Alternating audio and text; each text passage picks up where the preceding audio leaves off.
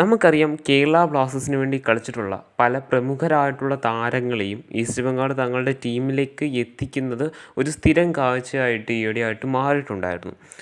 നമ്മുടെ golden boot വിന്നറായിട്ടുണ്ടായിരുന്ന Dimitrios ഡയമൻഡക്കോസും, നിഷു കുമാർ, അതോടൊപ്പം തന്നെ മുഹമ്മദ് റാക്കിപ്പ്, പ്രഭ്ഷുവൻ സിംഗ് ഗിൽ, ഹർമൻജോത് സിംഗ് കബ്ര ഇങ്ങനെ തുടങ്ങിയ അവരുടെ മെയിൻ 11 കളിക്കുന്ന ഒരു പകുതിയോളം താരങ്ങൾ കേരള ബ്ലാസ്റ്റേഴ്സിന് മുമ്പ് കളിച്ചിട്ടുള്ള താരങ്ങളാണ്. അതായത് കേരള ബ്ലാസ്റ്റേഴ്സിൻ്റെ ക്ലബ്ബിൽ അത്യാവശ്യം നല്ല പ്രകടനം കാഴ്ചവെച്ചിട്ടുള്ള താരങ്ങളെയാണ് അവർ ടീമിലേക്ക് എത്തിച്ചു കൊണ്ടിരുന്നത്.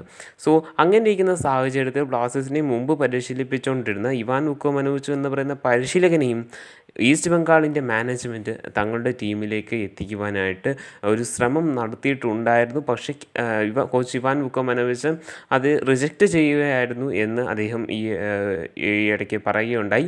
കേരള ബ്ലാസ്റ്റേഴ്സ് വിട്ട് മറ്റൊരു ക്ലബ്ബും ഇനി ISL പരിശീലിപ്പിക്കുകയില്ല, ഇന്ത്യയിൽ ഇനി വേറൊരു ക്ലബ്ബും കേരള ബ്ലാസ്റ്റേഴ്സ് അല്ലാതെ പരിശീലിപ്പിക്കുകയില്ല എന്ന് അദ്ദേഹം മുമ്പ് ഒരിക്കലും കേരള ബ്ലാസ്റ്റേഴ്സിനെ പരിശീലിപ്പിച്ചുകൊണ്ടിരിക്കെ അദ്ദേഹം പറയുകയുണ്ടായിരുന്നു.